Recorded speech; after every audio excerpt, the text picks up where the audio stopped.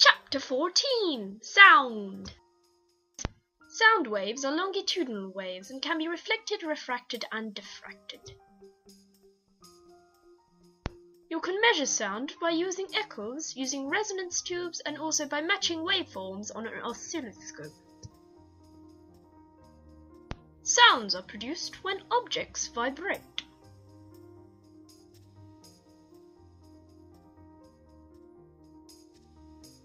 The greater the amplitude, the louder the sound. The greater the frequency, the higher the pitches. Humans have an audible range of 20 to 20,000 Hz, and sounds below the range are called infrasounds, and sounds above it are called ultrasounds. Chapter 14 done!